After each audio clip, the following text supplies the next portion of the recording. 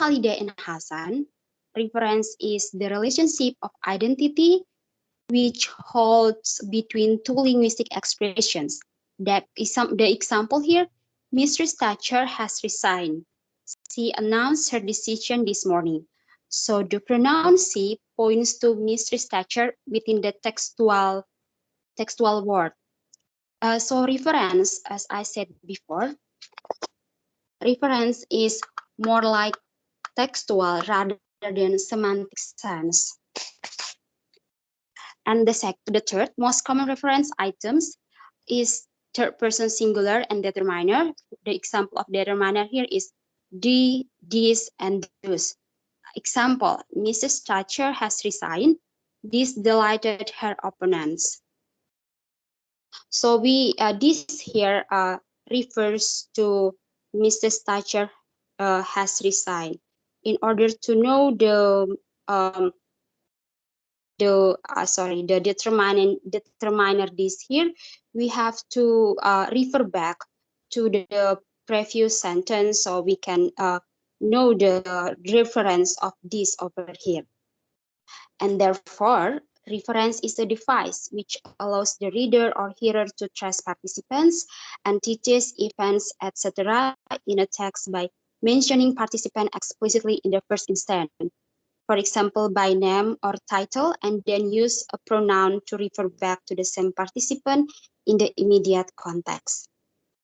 Next slide, please.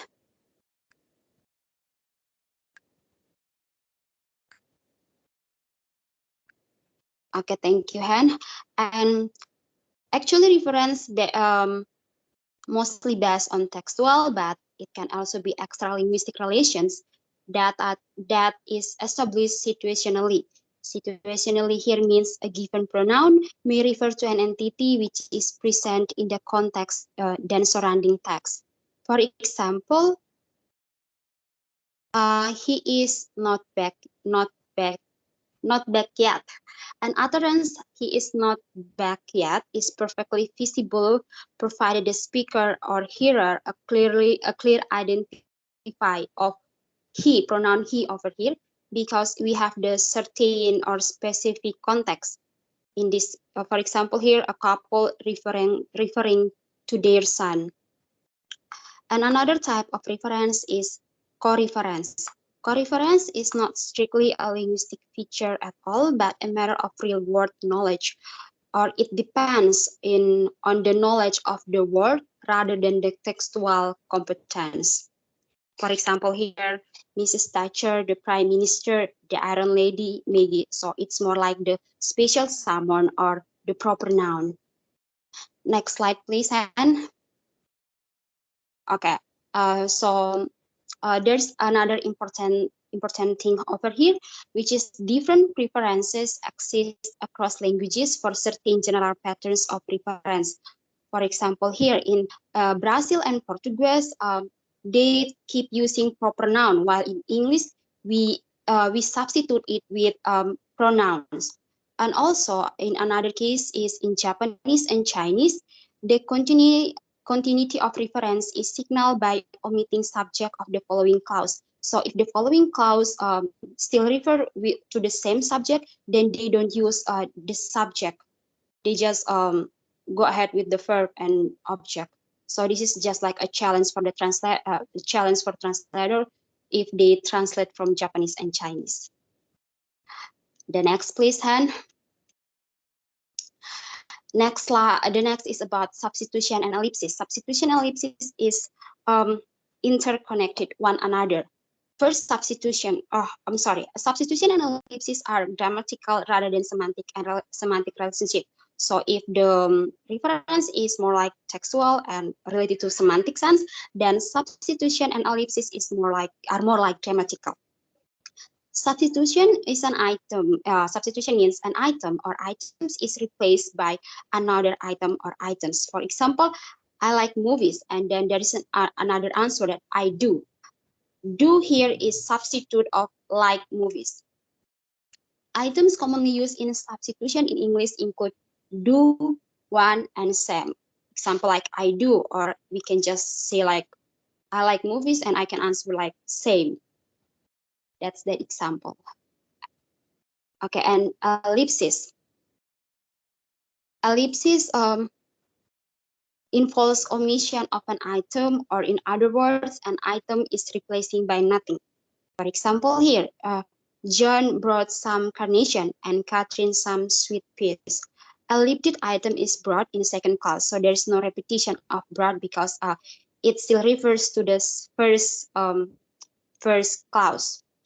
Or let's look at the third example. Have you been swimming? And I can answer yes, I have. The elliptic items the elliptic items are been swimming in second clause. So actually, this is more like grammatical structure, the grammatical structure case. And next slide, please, Han. Yeah. So there's a part of the books. Said that there's are fine lines. The differences between these this cohesion, reference, substitution, and ellipsis are just like a fine line. So Hoy 1991 tries to give us a clear difference between three of them by giving example. There's a question which is, does Agatha sing in a bath? So the A answer refers to substitution, B refers to ellipsis, and C refers to reference. The question, does Agatha sing in the bath? And the first answer, the A answer, no, but I do. This is substitution of does Agatha sing in sing in the bath is replaced by I do, which means I do sing in the bath. And the second ellipsis, yes, she does. This is ellipsis because does doesn't replace sing, but she does replaces sing in the bathroom. Hope it is clear. And the last one, it's reference. She does it to annoy us, I think. She is the reference of Agatha. So after all, the conclusion over here is, I'm sorry, from these differences and defined lines of differences, we shouldn't have no concern about the fuzziness of three of these cohesions, because after all, they may not even operate in same way in other languages. So the conclusion over here is, every language has its own devices for establishing cohesive links. Language and text type preference must both be taken into consideration in the process of translation. So that's all for the explanation of three cohesions. The next explanation about conjunction will be explained by my friend Stella. Thank you. Okay. Thank you, Wanda. Can you hear me? Yes. Okay, so yes. After substitution and ellipsis, I'll be discussing conjunction. And conjunction is the use of formal markers to show a relationship between sentences, between clauses, between even paragraphs, how they are related to each other.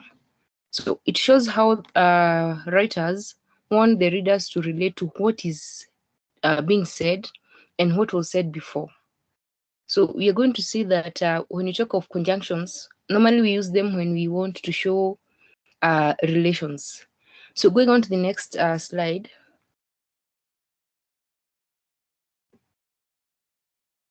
Yes, here we look at the examples of conjunctions. We have 5 of them. We have the additives. These ones show addition. And as you can see, and, or, also in addition, similarly, likewise. So they're just showing how if you want to add to a previous sentence or a previous clause or a previous paragraph, you'd more likely use an additive. Then we have adversatives. These ones show contrasts.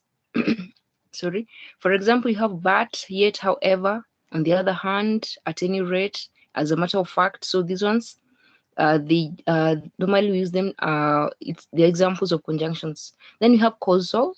This one shows the cause. So consequently, it follows. I'm sure even you at some point you've used these kind of conjunctions in your writing. when you want to show a relation between a sentence and another or a paragraph and another. Then you have temporal, then, next, after that, in conclusion, an hour later, finally, at last. And then finally we have the continuities. You just want to show a continuation of a sentence or a paragraph. Now, of course, well, anyway, surely, after all. So all these are examples of conjunctions you might find in your writing or in any kind of writing that will be there. Going on. There's a simple note. This note is just to explain what the kind of the examples of conjunctions that were there. So a conjunction, as you have seen, can be used to signal different relations. Again, it depends on the context, because as we said that when it comes to conjunctions, we use them for relations. Again, a conjunction can be used to express a temporal or a causal relation, like the examples you've given in the previous slide. Again, these relations can either be external or they can also reflect to the internal part of the text or the communicative situation. So we'll explain that in the next slide. So going on to the next slide. Yes, so this here is an example of a text that was done in Arabic. I did not put the Arabic text here, but if you check in the book, this is the Arabic text.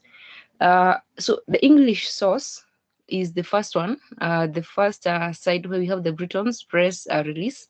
Now, if you look at that text, the English one, if it was to be translated to Arabic, I've just put the back translation here.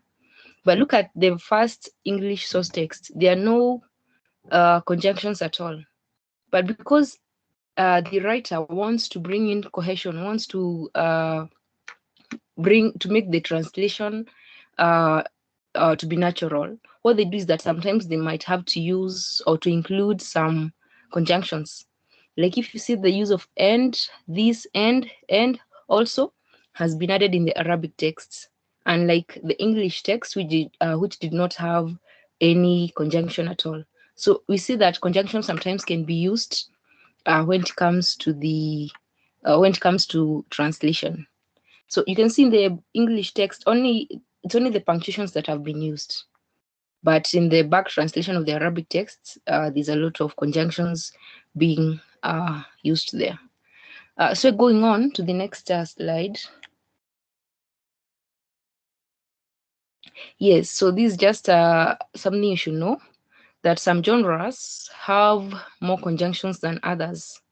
For example, genres in religion and fiction, they use more conjunctions compared to science and journalism.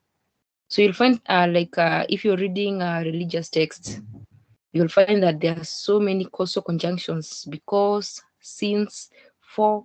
But if you compare it to a science genre or a journalism genre, it's unlikely to have more or many conjunctions compared to religious and fiction texts. Going on. Yes, so this one is also another text. The first one is the source text. It was in English.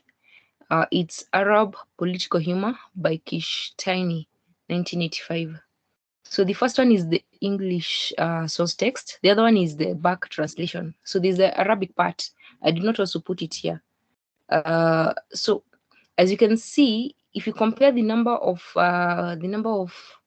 conjunctions used in the first text, the source text, and you compare it with the second one, the back translation of the Arabic, you can see there's an addition of that. Like if you see the English text, there is only however, after all, furthermore, and yet. But look at the back translation of the Arabic text. From the word go, you can see but, lakin, I don't know, it's lakin, maybe and can help us later about that. For, and, for, after all, considerations, furthermore, and yet. So you can see there's a lot of conjunctions used, maybe to bring in a little bit of naturalness.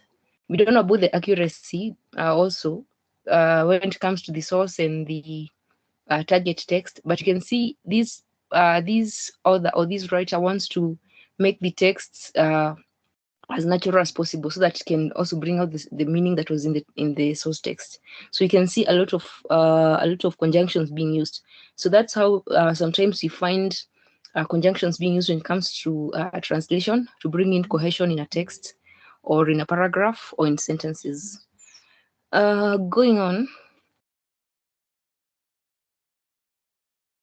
Yes, so sometimes again, as I mentioned, because we find that writers they want to include some conjunctions into the text. For example, like the text you've seen, there's a lot of conjunctions being added. Sometimes we find there are difficulties because we have to ask ourselves, how natural is the text, compared to the source text? How accurate is it also?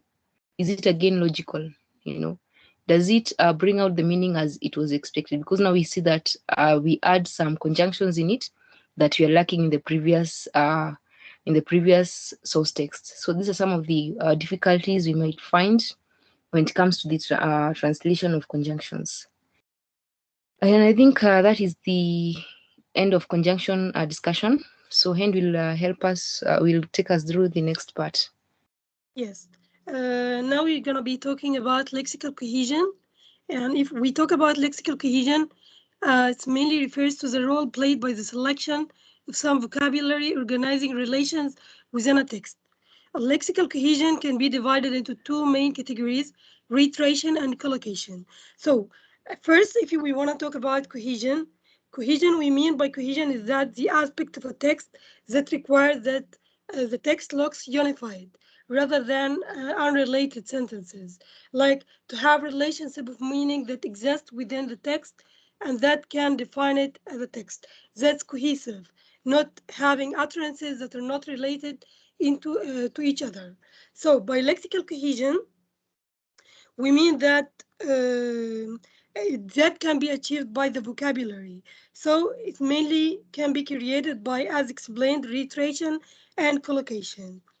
That takes us to the next slide. Just a minute. So if we talk about reiteration, as we can see from the name, it explains that it involves repetition of lexical items.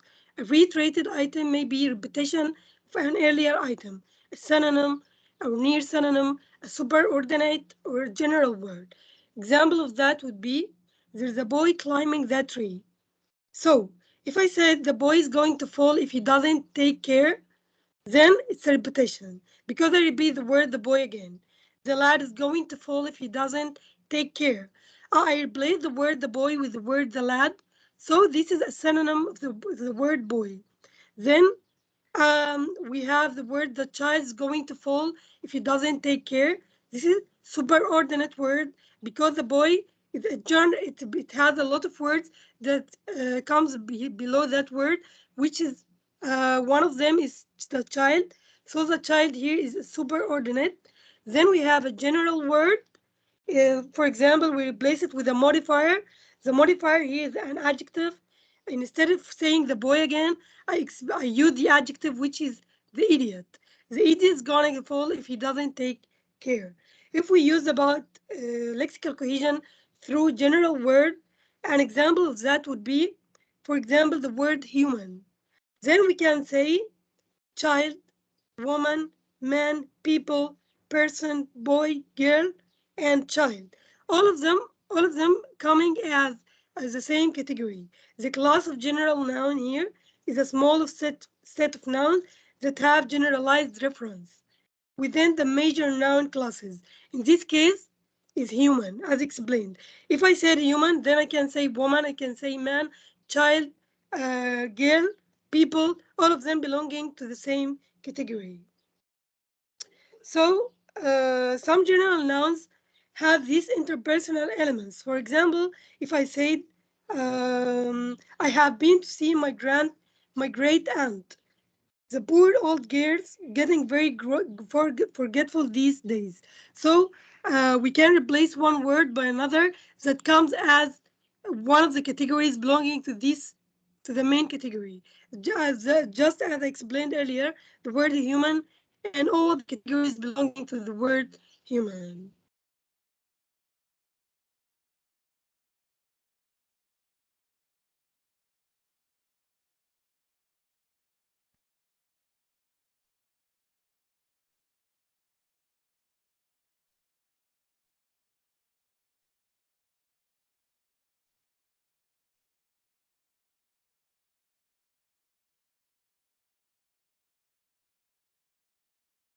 I cannot hear anything. Uh, did you hear me? Yes, Did you hear yes. the last slide? Yeah. I Can you go think I back to muted the myself by previous slide? mistake. Yes, go back to Hello. your previous slide and then perhaps repeat a bit. Yes, this one. Oh, you didn't hear me from No, reiteration. this one Really? is all right. This one is all right. The next one. Yes, starting Oh, from this. collocation. Yeah, sorry about that. I think I've muted myself by mistake. Sorry about that. Collocation, as a subclass of lexical cohesion, it involves a pair of lexical items that are associated with each other in the language in somehow. So, what do we mean by that? Let's see in the next slide. It means like example of pairs of collocation. For example, various kinds of oppositeness of meaning. For example, the word boy has the opposite word girl. The word love has the word hate. So they are opposite words, have like different meanings, like adversaries, as explained by Stella earlier. So, for example, order or obey, we have associations between pairs of words from the same ordered series. For example, Tuesday, Thursday, Wednesday, all of them belonging to week. August, December, the belonging to the category of months.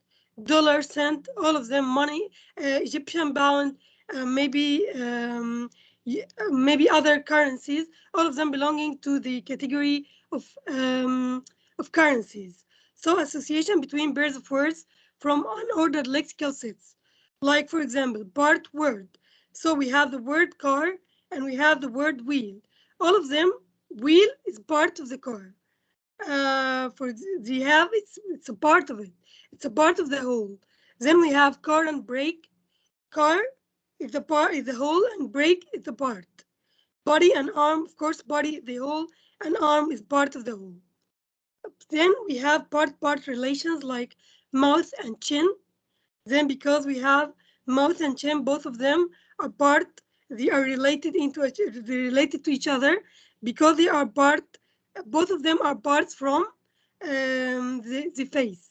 Then we have verse, chorus, hyponymy, red and green. Red and green belong to colors. So colors, chair and table, both of them are furniture, association based on a history of a co-occurrence, collocation proper.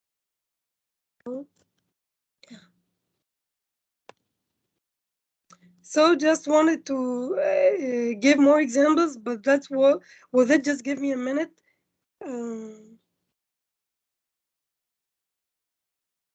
The semantic relationship of the lexical items used in a text are really important to be able to achieve a lexical cohesion. Some examples of semantic relationship that was explained by reiteration and collocation earlier, as explained, just to summarize, like to have relations like Monday, Wednesday, belonging to the same categories. For example, unordered lexical sets like roof, basement, all of them belonging to the same category, which is house, maybe part to whole, something like Wednesday, which is belonging to the week, which is a part, which is a whole, and break in a car, break is part of the whole, which is a car, and there's another boy standing underneath, for example, if we use the modifier as I explained. So that's it about lexical cohesion through collocation and reiteration.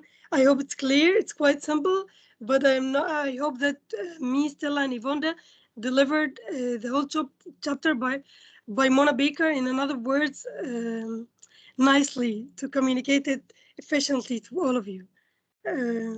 That was our presentation. If you have any questions, and if you need to question more about elaborate on any of the issues that we discussed, you can discuss it with us. I thank you so much. Can you hear me, everybody? Yes, thank you. Yeah. Okay, thank you for the three presenters. Now, questions?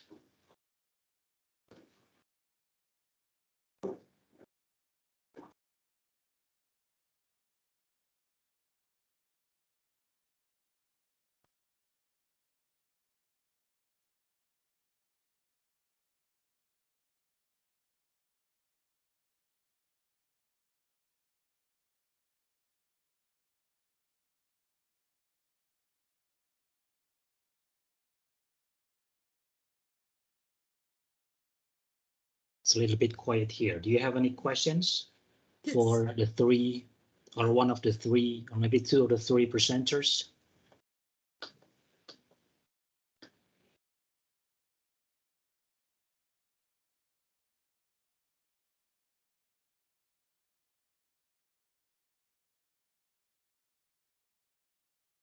Hello, sir.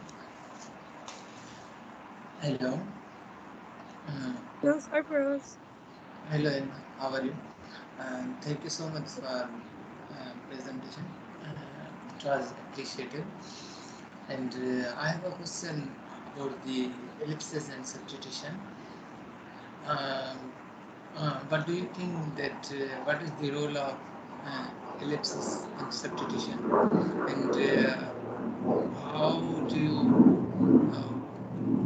make difference between both of the terms? And lastly, what is the need of these such grammatical terms? Cyprus, do you mean that you want to ask about substitution and ellipsis? Yeah. Because your sound is not, your voice is not quite clear. Would you please repeat the question again? Because I saw Yvonne can understand it very well. Actually, Or write in the chat room, perhaps, Yes, yes. if it's not possible to talk with the noises in the background. okay, sir. I will do it. Right, so while waiting Sarfraz typing, I hope, yeah. Can we move on to the next question? Next person, perhaps, they have questions.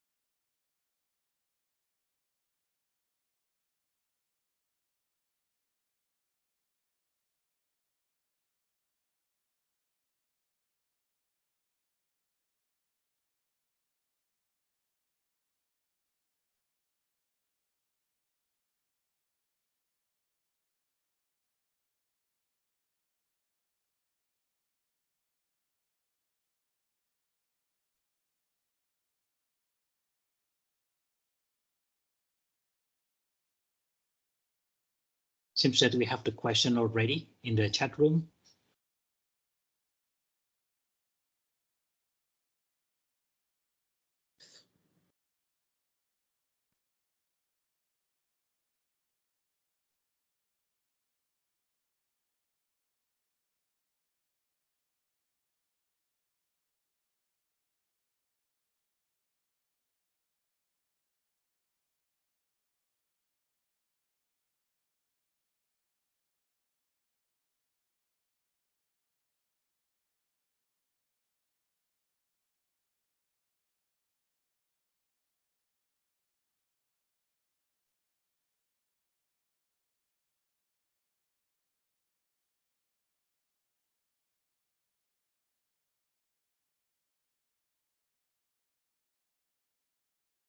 presenters can open their mic and answers. Yeah, go ahead. Actually, I can't see the screen because I'm sharing my screen. Can I stop sharing so I can view I will read the questions? question. Yeah. So the question is, what is the need of such terms in grammar or linguistic? What is the difference between both of the process? Yes. I think Anisia has already responded. Anisia said, Yes. thank you, Sarparas. Please give me a sec. Did you get a question, Hand? Or Yes, thank you so much for reading. Yes. Right.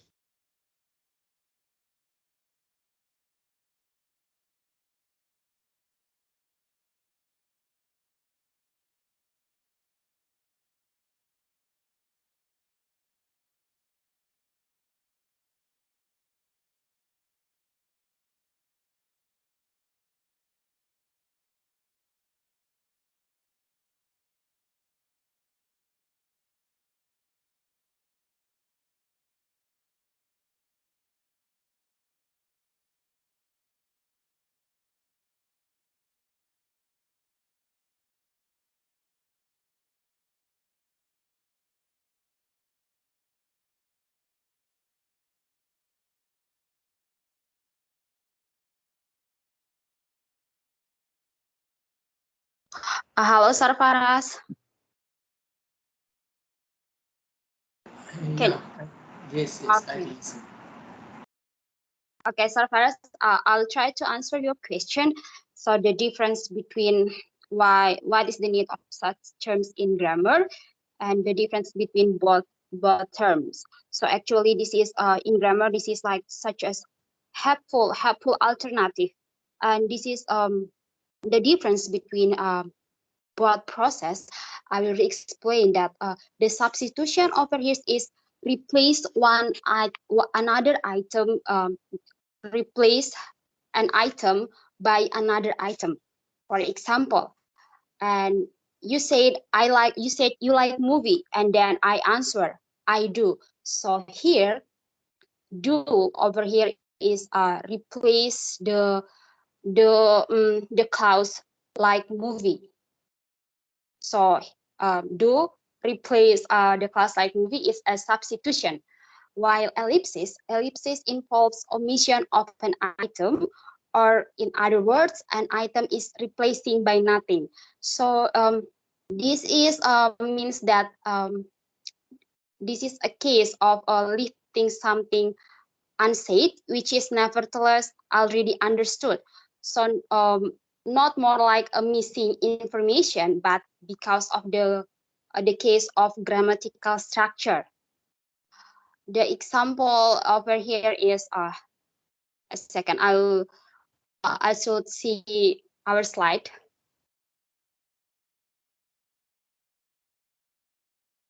Okay, the sample is, for example, here is have you been swimming? There a question, have you been swimming? And I answer yes, I have.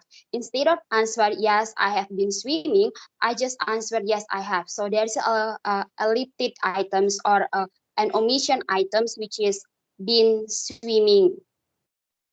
I hope it's clear.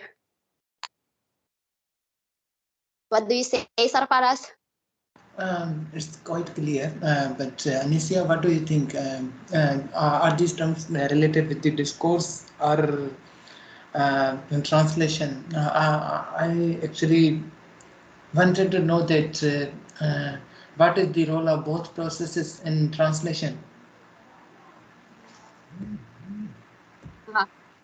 I'm sorry, Sarparas. Could you please send it in a chat box? Because I can understand it Yeah. really well. I'm sorry.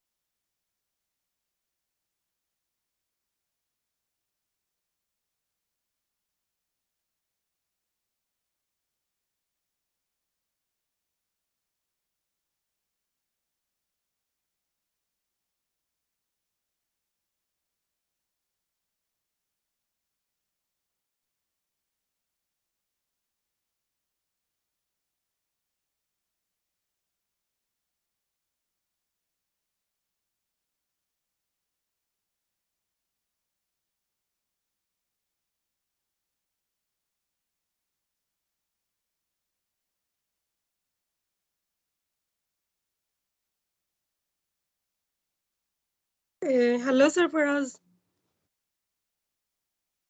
Hello, everybody. And yeah, and I can listen. Hello, Yvonne. Can I answer, Sarfaraz? Yvonne? Yes, please, Han. Thank Yes, you. yes. Okay. So Sarfaraz asked that why do we use them in translation? So I would answer as explained by Yvonne and as explained by Stella earlier. Every language has devices that organize this language for the translation produced to be smoother. I mean, so for example, here in ellipses and reference, you were asking about them. If we use those, then we use them because the language to look smoother, because it would look so awkward. So if you ask me, Hind, have you been swimming, and I would say yes, Sarfaraz, I have been swimming, then the context of the conversation that I have been repeating myself all the time, so the language wouldn't be eloquent. I mean, so we use it to look for the language because generally in our daily conversations we don't tend to use repetitive words most of the time. We just want to be brief. So even in our conversation and daily life, we never repeat ourselves like that. I've been doing the same thing over and over again and trying to say it every time. I just say I do. If you said do you like cooking, I say yes, I like cooking. But if you said in another context repeated the question again, I wouldn't say yes, I like cooking, because we do it all the time by nature. And when it comes to translation, yes, it wouldn't prove that the translator is efficient and a good one if he kept repeating the same words. He would just make it brief as much as according to the context. As explained by Yvonne and Stella, it also depends on the nature of the language and the linguistic devices employed by this language. So mainly this is the answer to your question. I hope it's clear. Did you get it, Sarfaraz? Yeah, okay. Okay. Thank you so much. I Yeah, got it. most of-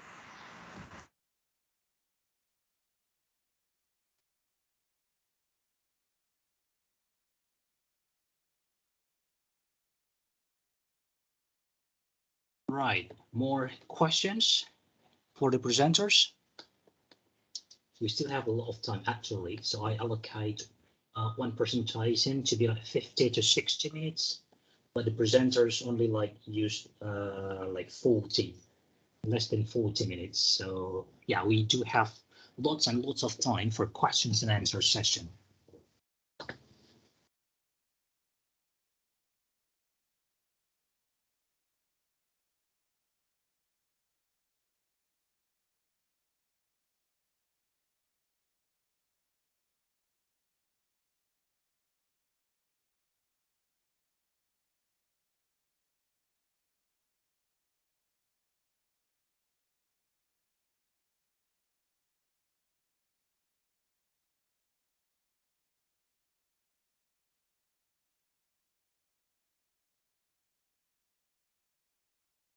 Well, it seems that there's no question from other participants, from other students.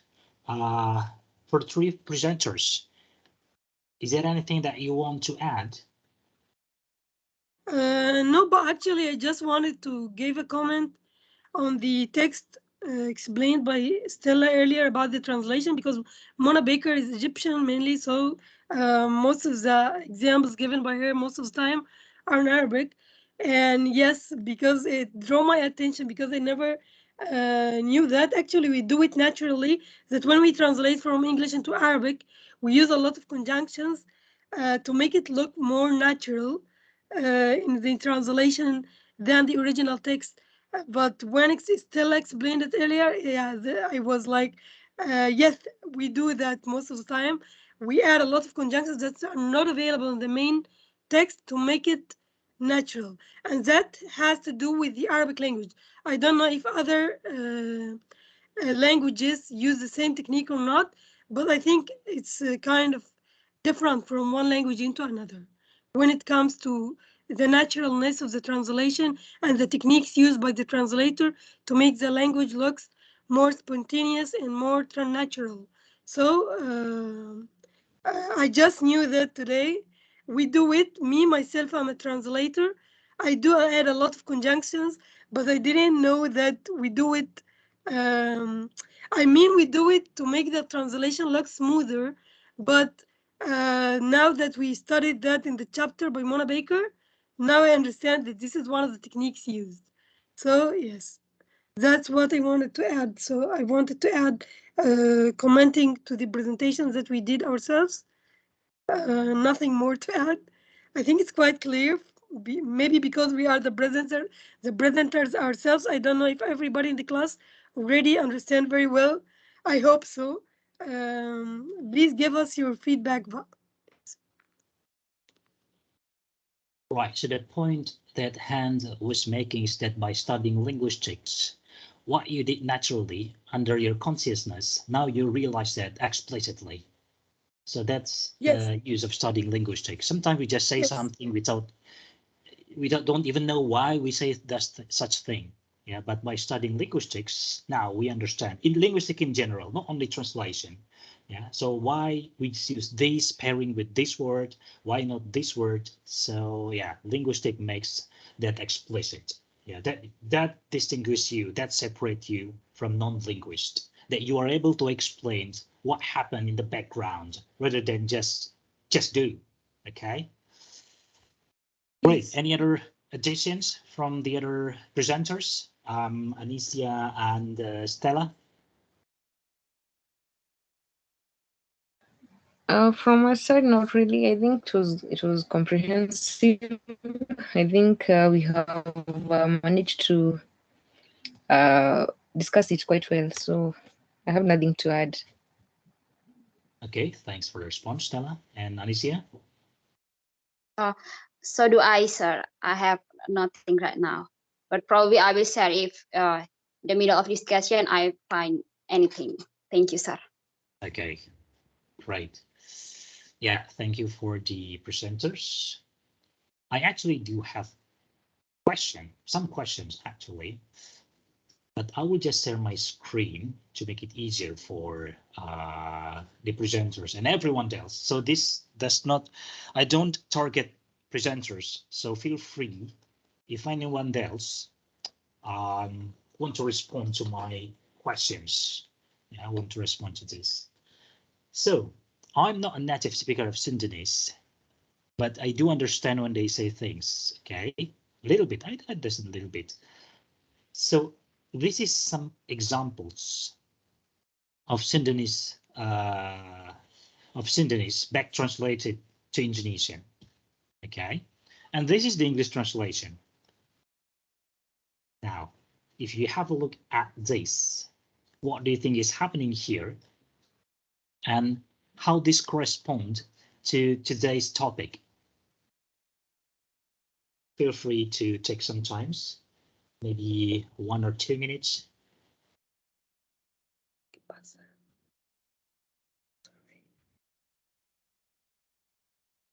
But is a sub is the name of a person, right? It's the name of a person, right? Yes. Okay.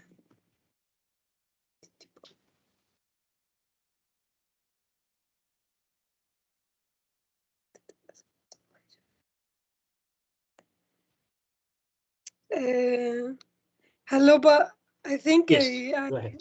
yes, I think reading the translation from Sundanese into, but because actually I don't know Sundanese, but I know Indonesian and I know English, so Yeah, this is back sub translated to Indonesian. Yeah. so yeah, so the name of person is there in the text, and in English it's translated with the pronoun I. So I don't know why this happening. This is so not accurate. Asa pergi ke pasar. He went to the market, and then it was translated, I did grocery shopping. So I think it's very different. I mean, like, did grocery shopping. Actually, it's kind of the same context, but still different because there Yes, are we equivalent can words. talk about that later. But there is something in this case, in these examples, that correspond to today's presentation.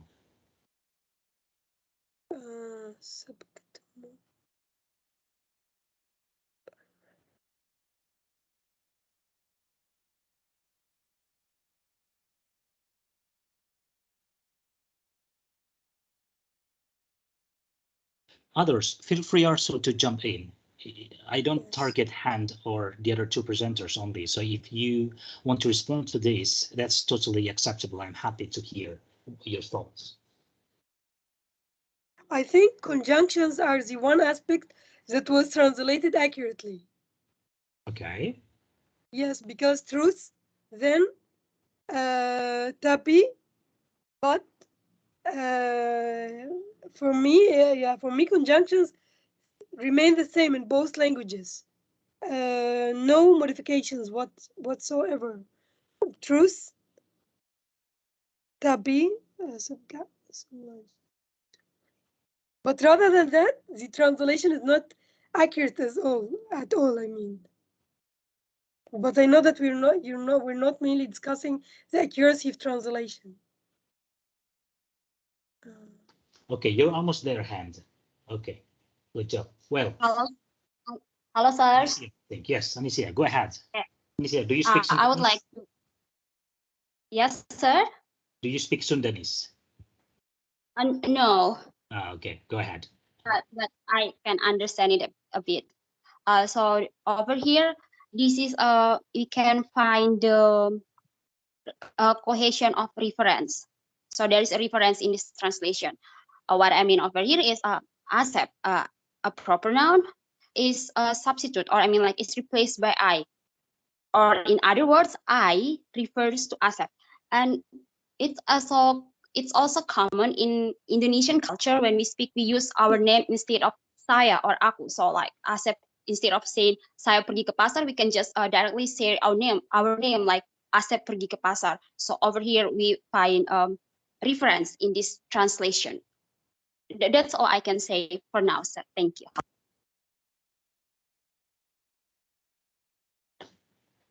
Yes, but I think Indonesian culture tends to do that. Anicia, but if Asib is talking about himself, but if the speaker is another one, we never know. That's why I didn't. I try to understand if the speaker is Asab himself or another person trying to communicate what's being done by Asab going to the market and blah blah blah. Because if he was talking about himself, it would be natural in the Indonesian culture to say, instead of saying I, to use the name itself. But if it's another person speaking, then the translated Asab, replacing it by the word I, then I think this is not accurate. I mean, so it depends on the context.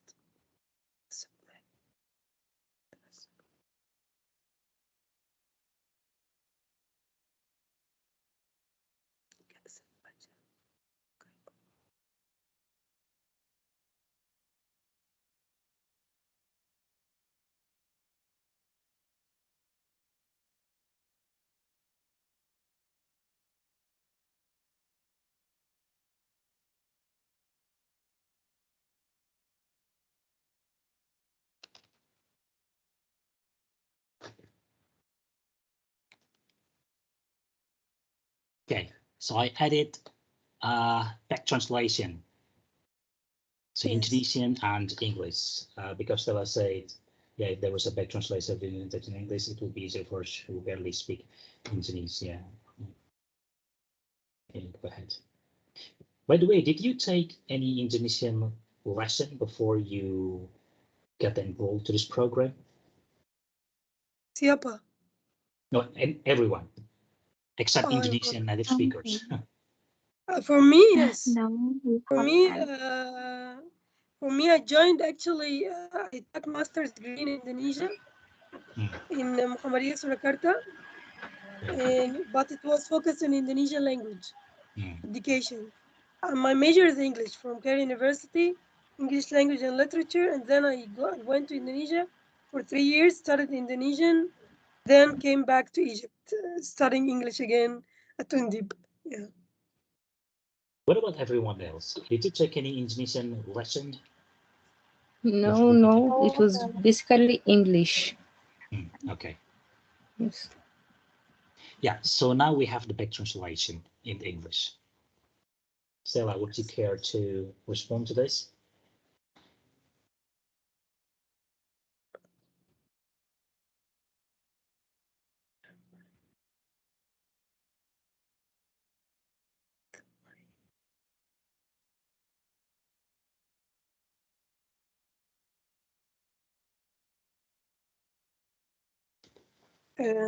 But can I add something? Yeah, go By ahead seeing if you your want to add translation? something.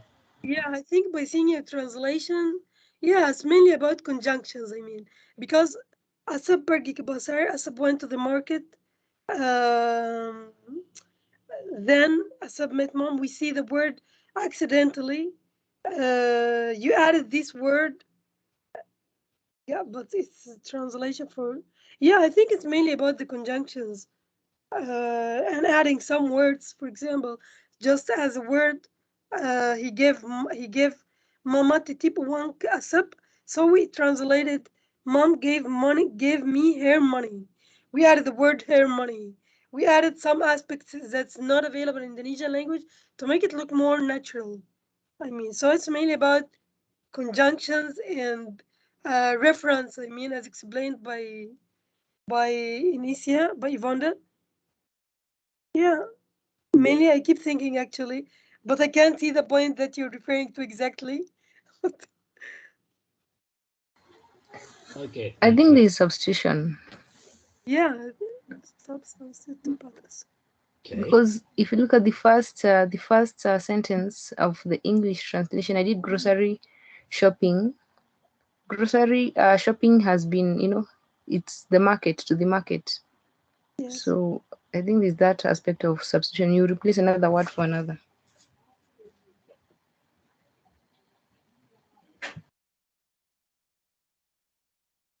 Okay. Thank you, Stella. Right. So let me explain what's happening here, and then after that we'll discuss how it corresponds to the today's presentation. So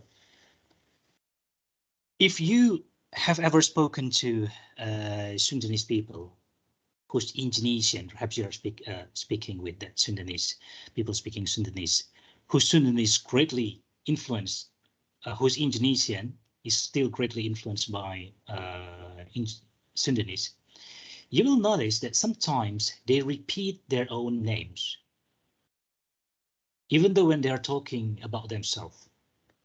Okay, so for instance here, Asep pergi ke pasar, terus Asep ketemu mama.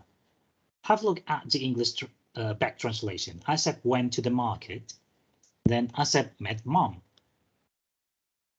Okay, the English translation, if you see, I did grocery shopping, then I met mom. Still, in the third sentence, Mama titip uang ke Asep. Now Asep is the recipient. Okay. The translation is Mom gave me her money. Oh, sorry, this is not accurate. So this would be Asep. Mom gave Asep her money. Fourth sentence. Tapi Asep nggak sengaja pakai uang Mama, but Asep accidentally used mom's money. So we can see here that instead of pronoun, yeah, Asep keeps repeating his name.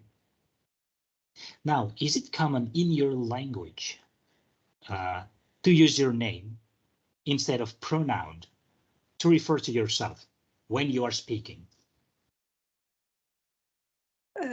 For me in Arabic, it would look crazy.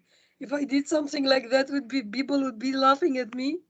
Yeah, actually, yeah. When first I came back from Indonesia, that was so awkward for me actually. But I kept asking myself, why do Indonesians do that? I mean, like, why do they do that? They repeat their names when talking. But then I got to understand it. I even myself, when I'm speaking with my Indonesian friends, I do it. I do it most of the time.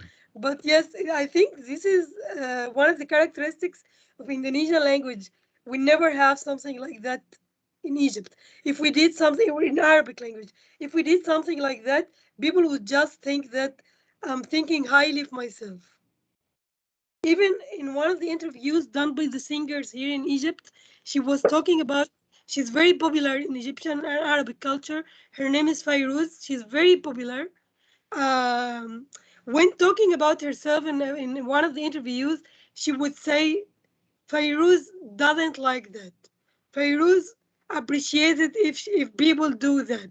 Then I was listening to the interview, I would say that why I know that she's a great singer, but why she's talking about herself like that like repeating her name most of the time, inserting her name in many contexts as much as she could, because in Egyptian culture and Arabic culture also, if we did that, people would think that what's the problem with the speaker?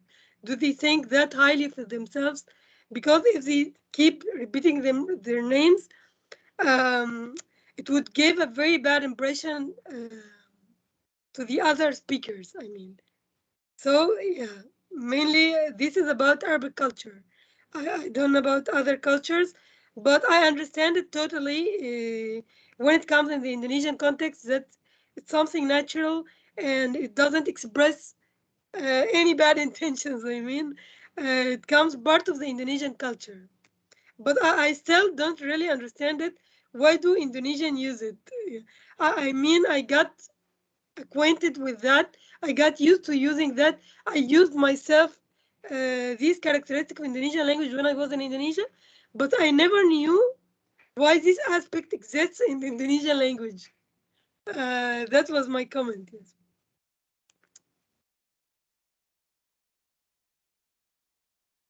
Right, thank you. Sir, I would like to add. Yes, Anisia, go ahead.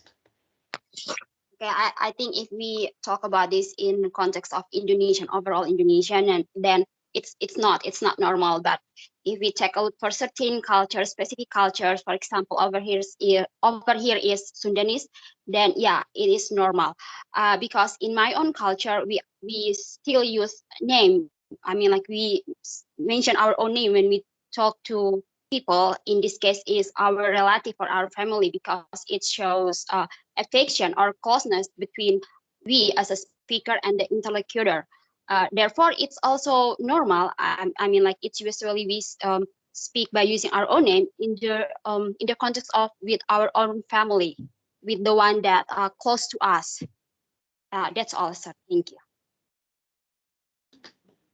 So, Hand, perhaps people who used his or her names when he or she was talking to you consider you family because, as Anisia mentioned, names are only repeated to replace pronouns when speaking to family members within family circle. Yeah. Yes. Yes, I can relate to Indonesian culture. I understand. I don't understand why do they do it, because most of the time we have in each culture some specific characteristics that do not exist in other cultures. For example, in Arabic culture, I had a lot of Indonesian friends. We would repeat the question, "How are you?" maybe in 2 minutes, more than 5 times. And many of my Indonesian friends would ask me, why do you do that? You keep asking, how are you? Are you feeling well? Tell me what's your latest news? Almost the same, but different versions of the questions keep being repeated most of the time. And most of my Indonesian friends gave me the comment, why do you do that in Arabic culture? It's funny. So every culture has some weird aspects, I would say. But when we get acquainted with the culture, we do it naturally without thinking. Yeah, that's it. Okay, thanks. Stella, what language do you speak other than English? I speak Swahili. Swahili. Okay, so what Yes, happens in Swahili. Swahili? Do you speak other Afrikaans language like Bantu, perhaps? Yeah, Swahili is a Bantu language.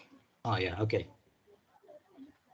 So what happens in It's Swahili? Is it natural to speak in Swahili like this, repeating your name over and over instead of using pronouns? no, we just there are pronouns in it, but we don't use a lot of words like names to in a sentence. Yeah, it's not like the way it is here. There are pronouns for that.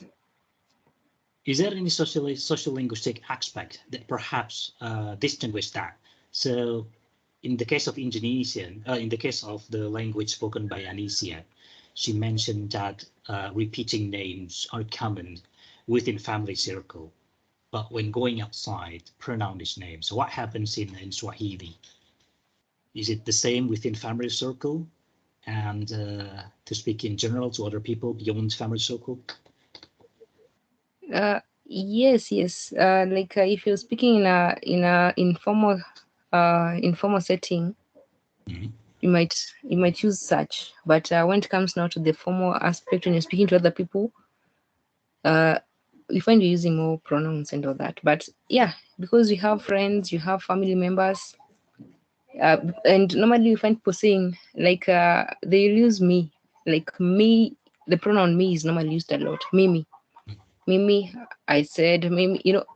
Mimi is the one that is normally used, which means me, and like using a person's name.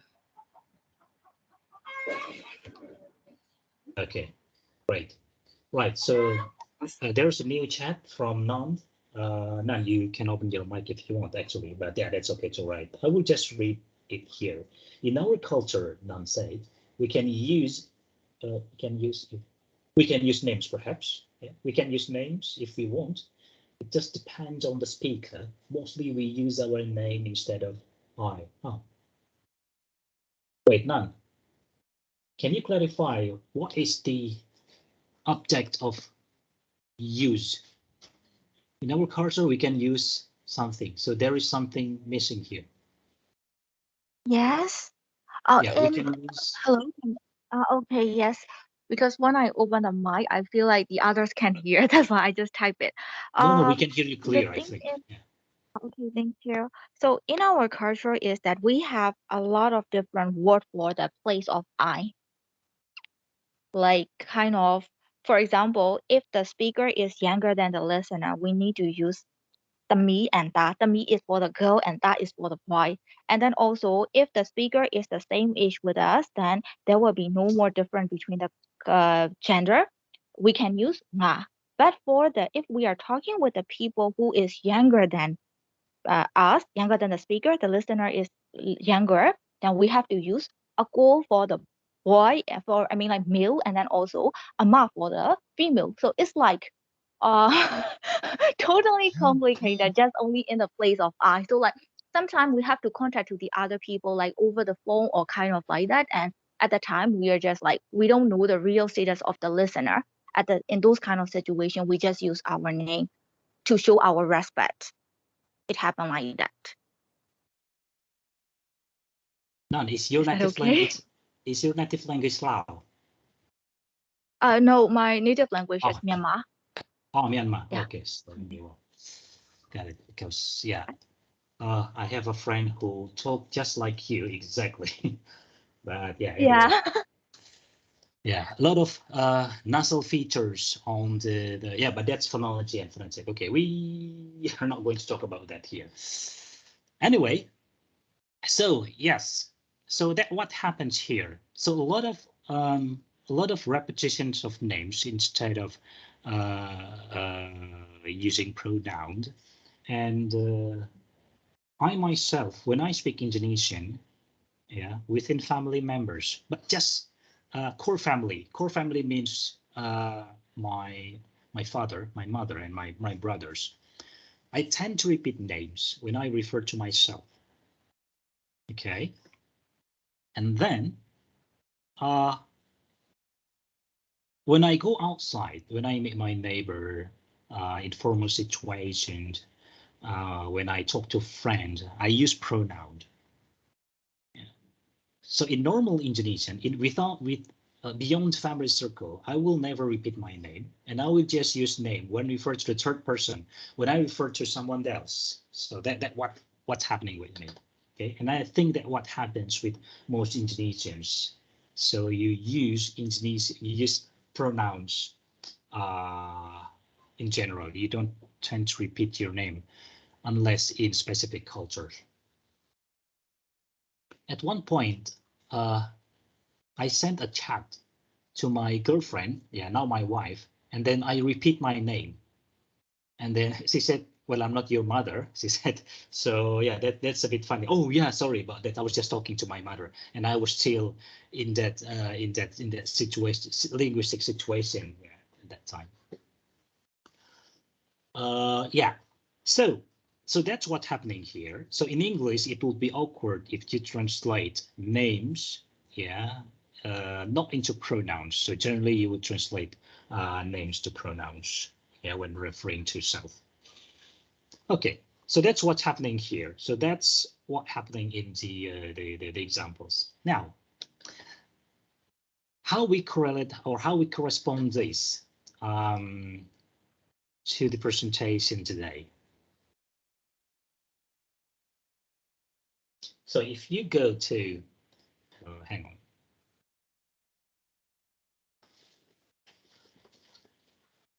So I have a book, I have the book here, yeah. And can you please check on page 210? So if you have your book there, can you please open page 210? And this is a question, yeah. Just in case it may relate to this case that I just presented. Hello, sir. Oh yeah, go ahead. Sir, I have a question. Sir, I've tried to download the books, but I am unable to download the books. Would you please share in the Teams in the chat box if possible? Yeah, I will just read it for everyone. So in case you have the book or not, it's no problem. So page 210, paragraph 3. One point that should be borne in mind is that languages differ in the level of lexical repetition they will normally tolerate. The above example suggests that Arabic tolerates a far higher level of lexical repetition than English. Greek seems to behave more like Arabic than English in this respect.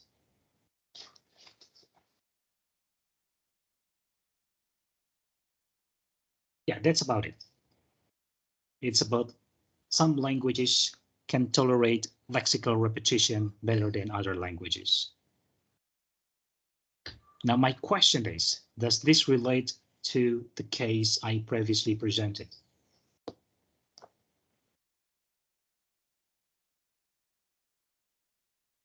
Particularly to the presenters, because you read the book. Okay. Yes, but because actually it depends on the nature of the language. It differs from one language into another. As explained by Stella, for example, Arabic language tolerates having many conjunctions. Other languages like Indonesian culture, for example, tolerates repetition. It's not tolerated in Arabic language. For example, if we are translating, we would never tend to repeat ourselves, but we would tend to make use of conjunctions more. So that's mainly related or dependent on the nature of the languages that we are translating from, the target language. I mean, okay, I get the point. Language. Yes. Yeah, Yes. so we need to adapt to the target language, instead of relying on the source language. Yeah. Yes. But my point is this. So if you look carefully on what Mona Berker says, yeah, the above example suggested Arabic. So Mona Berker specifically referred to Arabic. Okay, Arabic tolerates a far higher level of lexical repetition than English. Yes. Okay. I will quote in verbatim. The above example suggests that Arabic tolerates a far higher level of lexical repetition than English. Greek seems to behave more like Arabic than English in this respect. So perhaps that's not this example is about. So what does that mean? It says something about lexical repetition.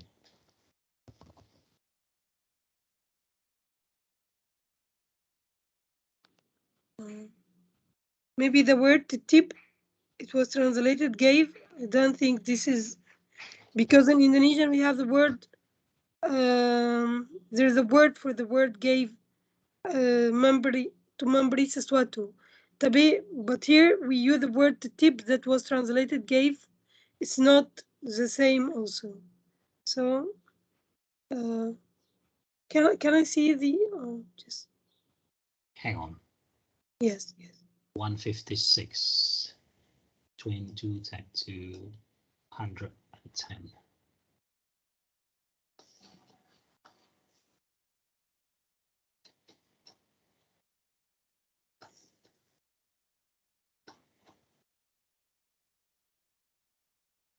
Did you read the book or not? Yes, Yes, but I Yeah. Okay, so this is the part, page 210.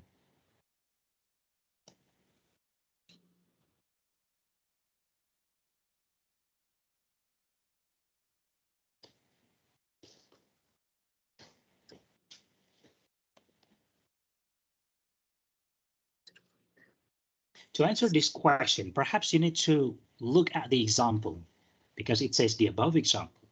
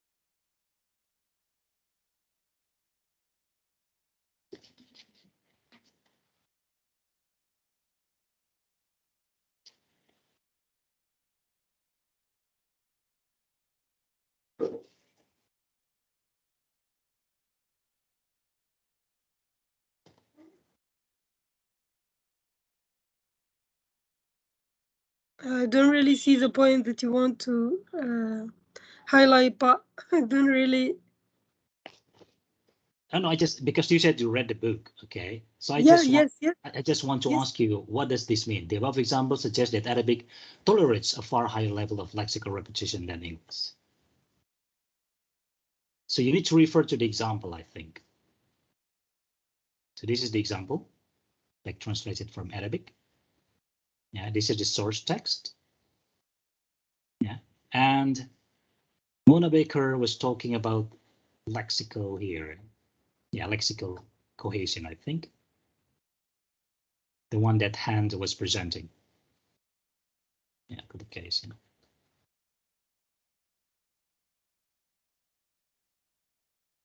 Maybe I don't know. Yeah. Actually, I read it, but but now that we're talking about lexical repetitions, maybe me as a speaker of Arabic, I know, and as a translator myself, yes, we do tend to insert a lot of, lexical repetitions, like a lot of synonyms and a lot of like opposite words and a lot of modifiers as well when um, when translating. I do it myself. I sometimes, yeah, I look like I feel like this is kind of awkward to do it, but because Arabic language is very rich actually in vocabulary, a lot of synonyms for one word we would have like maybe they are not counted. I mean, we have a lot of words that could be synonym for the same word, or maybe not exact synonym, but maybe similar to the word and somehow. So we tend to use that a lot, especially in literary works. But when it comes to this is about Arabic language. When it comes to another language, it differs from one language into another depending on the nature of the language. So yeah, every language has its own techniques. So even according to what Mona Baker says, that when it comes to Arabic, it tolerates Arabic lexical repetitions, and Greek almost the same like Arabic, but I think it differs from one language into another. So, do you refer to another language? Do you refer to that in regard to the example that you gave earlier about Indonesian? No, I'm just you did that. I mean, you answered my question. So here, say, for example, in English, you have the word select and choose. Okay. In some cases, perhaps you are bored. Let me just use choose. And in another case, you use select. Okay. So the more vary your text, the more natural it is. But the point that is that in Arabic, yeah, the same word can be repeated over and over, and the text still seems natural. Okay. Yes, So that's the yes. point. In some language, you can repeat some words. and the text still seems natural. Yeah, still look natural. It reads better. It reads well. Well, in some language, it will be really awkward if you repeat the same word over and over. So that relates to the discussion of lexical relation or lexical cohesion here. Yeah, synonym. Yeah, so that's the point. Yeah. So that actually relates on my comment on today's presentation. So on today's presentation, I see that the presenters did well on explaining linguistic terminologies. Okay, and then they also provide some examples from English. However, from what I see on today's presentation, what is missing or what needs to be added, what needs to be improved is the impacts on translation. On the second part of the presentation, I actually see some improvements. Who presented the second term? I think was Stella? Stella. Yes. Yeah, Stella. Okay, Stella gives some examples on Arabic. Yeah, but the way she presented, yeah, is still the same like the book. So it's better if you want to highlight something from the book, you really highlight the part that is problematic or that is interesting, and then provide glossed examples if it is helpful. Yeah. And then reasons for translating in one way to another. Okay. So this kind of, where was it? Hang on. That one.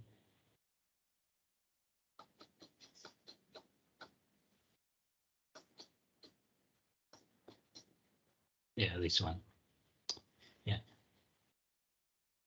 This one is the argument that Mona Baker made. Yeah, the example suggests that Arabic tolerates a far higher level of lexical repetition than English. Okay, so you can give the example first and then tell, okay, the reason for the translator to translate it like that is because of this. Or you can do the other way around. Yeah, so you put forth the argument and then you came with the examples to elaborate on the arguments. Let me give you another example. Because I read the book version, the printed version, and you can call me old-fashioned, but yeah. Okay, so page 183. 183.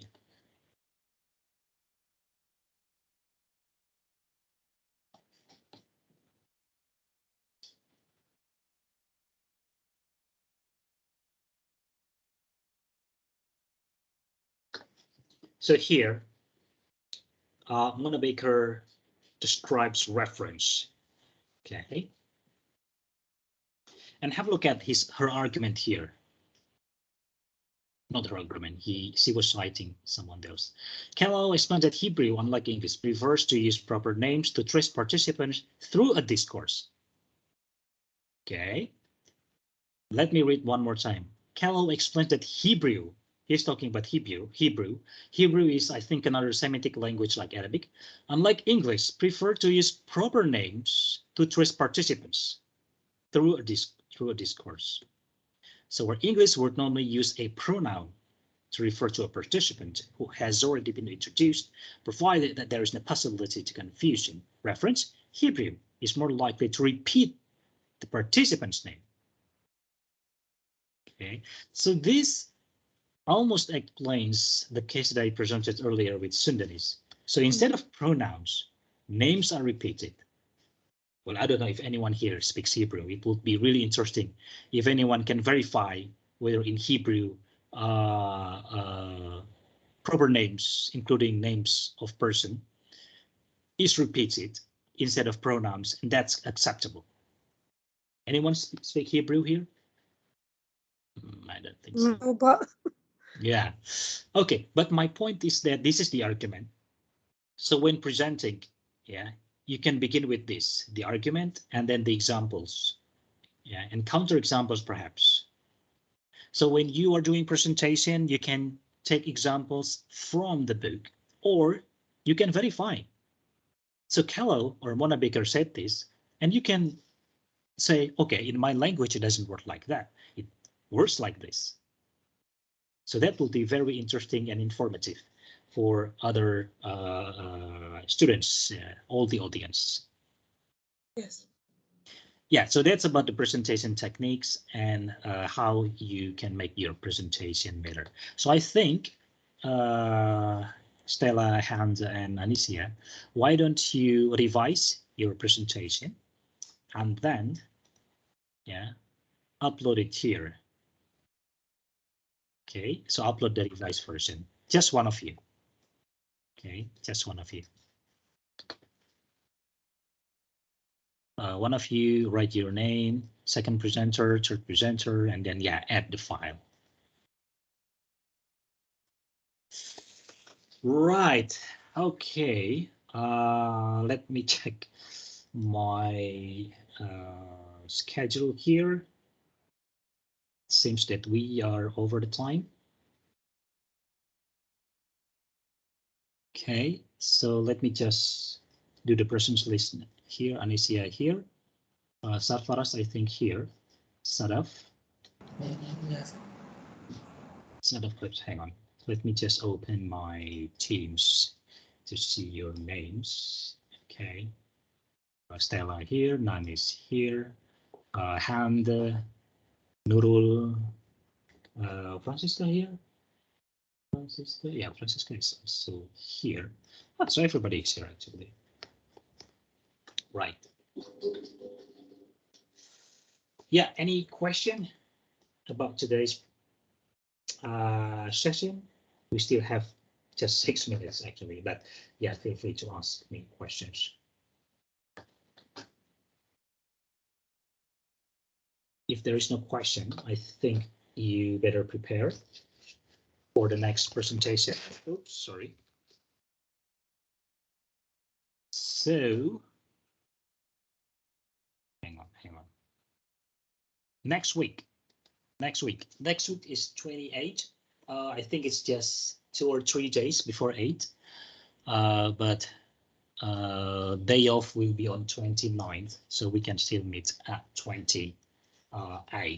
Okay, so next week, pragmatics in translation, Francisca, Sarfaraz, and Nan.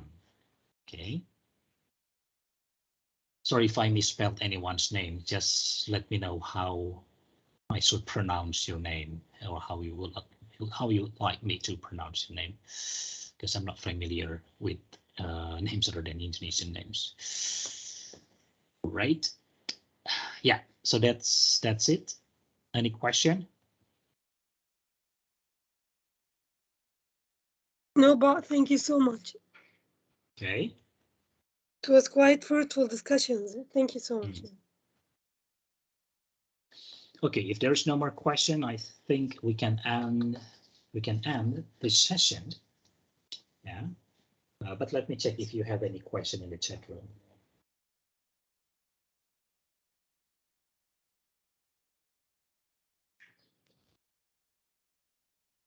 Let me scroll it over. Perhaps I missed something.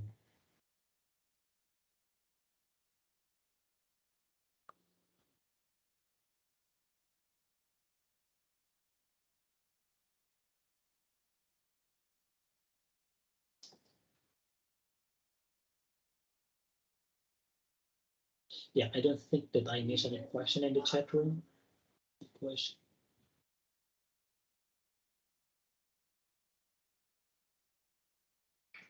Yeah, okay. So yeah, you can leave and we will meet again in 20 minutes, I think, for the next class. Okay. Yes. Thank you, Okay. sir. Thank you for attending the session. I'll see you in the next 20 minutes. Bye.